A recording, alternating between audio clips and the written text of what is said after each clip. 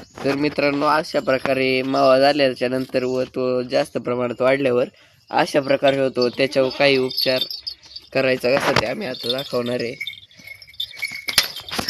या पा अशा प्रकारे मावा जास्त प्रमाणात वाढतो.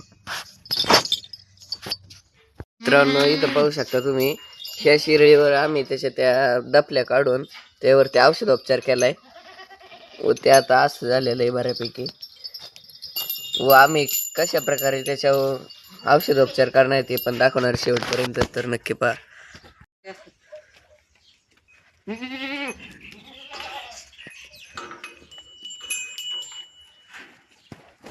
एका साईडने लावायचं राहील. या साईडने आम्ही दपल्या काढल्यात व ते आता मलम लावतोय. अशा प्रकारे मलम असा लावायचा की जिथं जिथं आपण दपल्या काढल्यात त्या त्या जागी रक्त नाही यावं म्हणून लावायचं.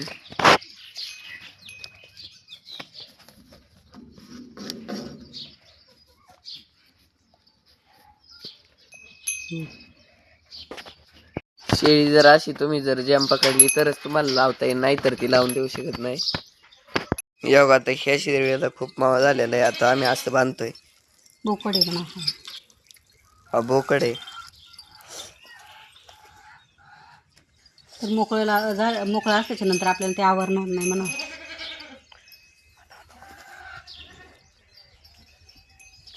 अशा प्रकारे बांधून घ्यायचं आहे. अशा प्रकारे बांधून घ्यायचं आहे, नाहीतर तो लावून नाही देत. आता त्याच्या दपल्या आपण काढून घेतोय जेणेकरून तो आजार बरा होईल. दपल्या काढूनच घ्यायचे, दपल्या काढल्याशिवाय ते बरंच होत नाही. रक्त आलं तरी चालन, कारण ते बरं नाही होत.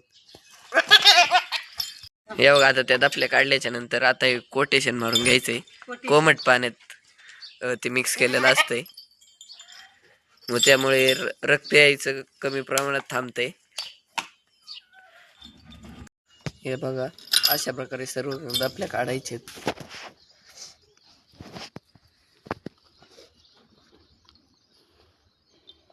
आणि हाताने नाही जमलं तर दुसरं कशाने, चरबट्याने काढू शकताय.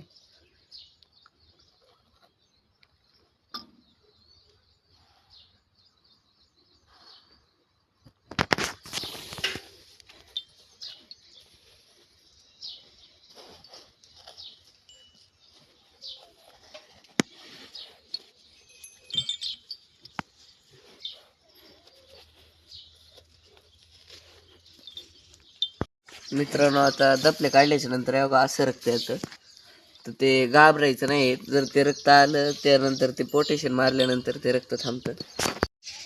पाहू शकता, असं रक्त येते.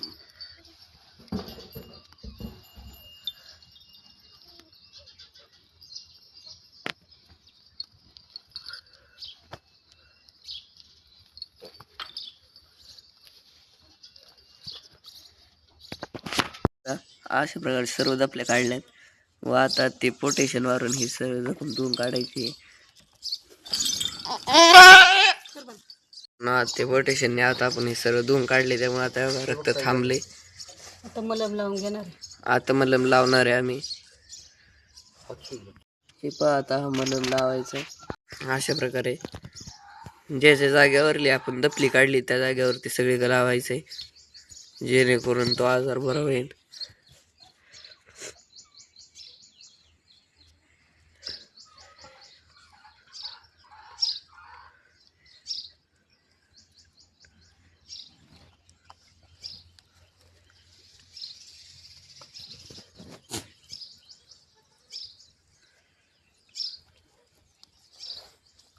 आणि अशा प्रकारे हा मलम लावून घेतलाय आता आम्ही.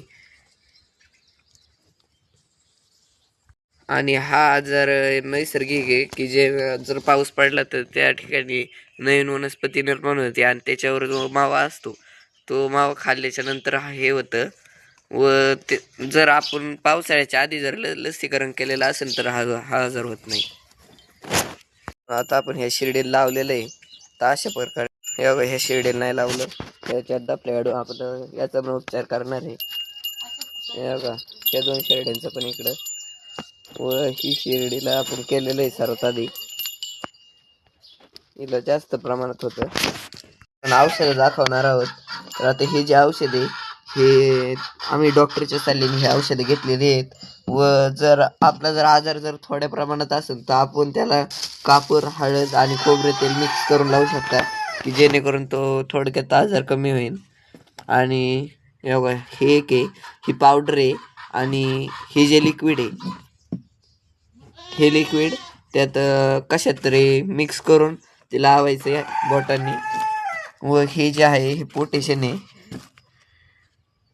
ते कोमट पाण्यात मिक्स करून लावायचे. हे बघा अशा प्रकारचं आहे. हे बघा पोटॅशियम असं असतंय. ते पाण्यात टाकल्यानंतर पाणी गुलाबी लाल कलरचं होतं. आणि हे जी पावडर आहे आणि हे जे लिक्विड आहे हे मिक्स करून लावायचे. धन्यवाद.